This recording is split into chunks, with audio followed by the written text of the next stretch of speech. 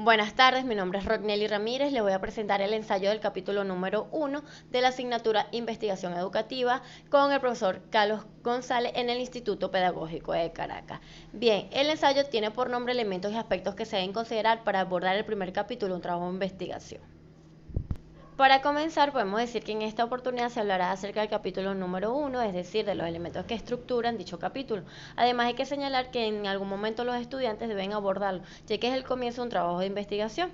Por lo tanto, nosotros más adelante vamos a señalar y explicar cada uno de los aspectos que se deben tomar en cuenta, o dicho en otra manera, deben de tomar en cuenta los estudiantes para iniciar con buen pie un trabajo de investigación. Bien, uno de los elementos del capítulo 1 es el problema o el planteamiento del problema.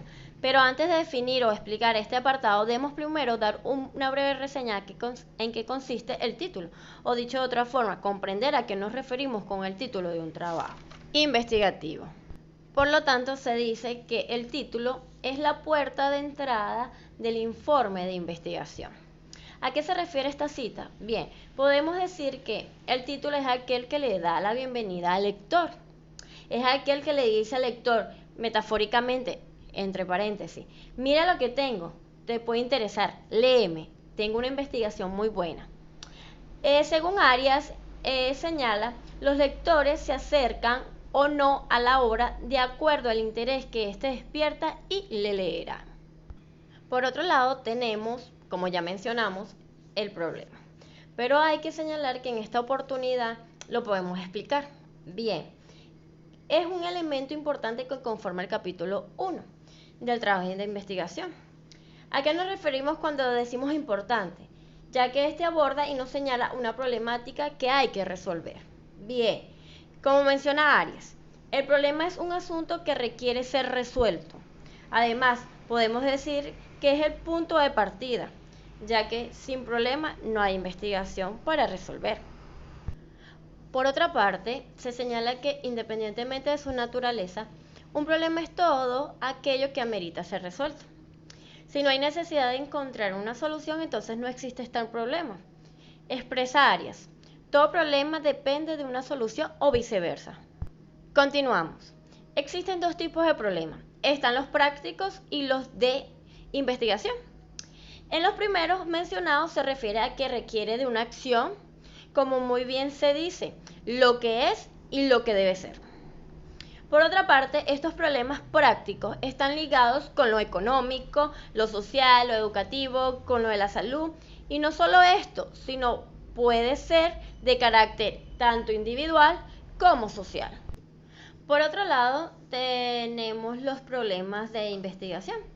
Esto hace mención a los aspectos que son desconocidos a la realidad, dicho de otra manera, de la sociedad. Lo podemos ver en la cita del autor Arias. Lo desconocido se presenta como un problema para el científico. Es decir, este de buscar un problema que se desconozca, no solo para él, sino también para la sociedad, y así encontrar o dar solución a dicha problemática. Bien, teniendo estos elementos anteriores explicados, podemos avanzar a explicar el planteamiento o la formulación del problema.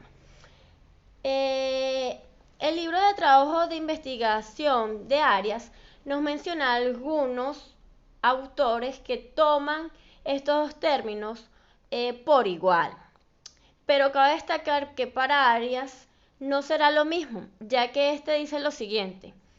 Hay que diferenciarlos. Además, señala que el planteamiento consiste en describir de manera amplia la situación de un objeto de estudio, ubicándolo en un contexto que permite comprender su origen, sus relaciones e incógnitas por responder. De tal manera, según Arias, la formulación del problema es la concreción del planteamiento en una pregunta precisa, delimitada en cuanto a espacio, tiempo y población. Si nos damos la tarea de ver de qué se encarga cada uno, diríamos que el planteamiento se basa en el desarrollar, exponer con detalle.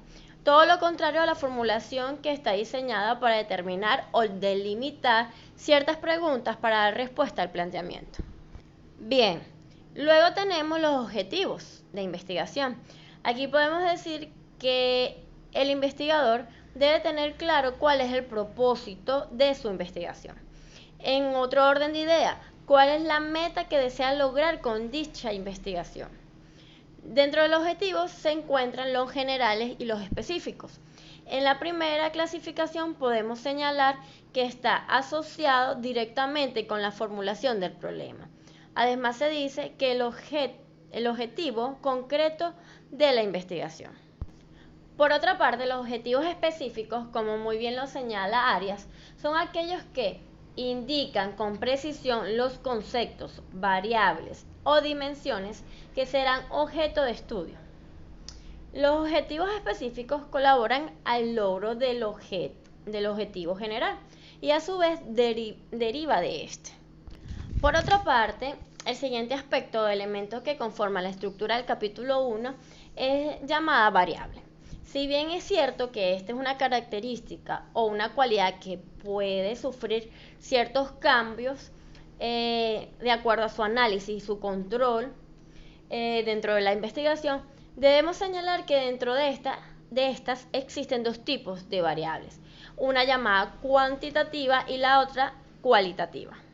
En el mismo orden de ideas, las variables cuantitativas son las que se encargan de expresar datos numéricos.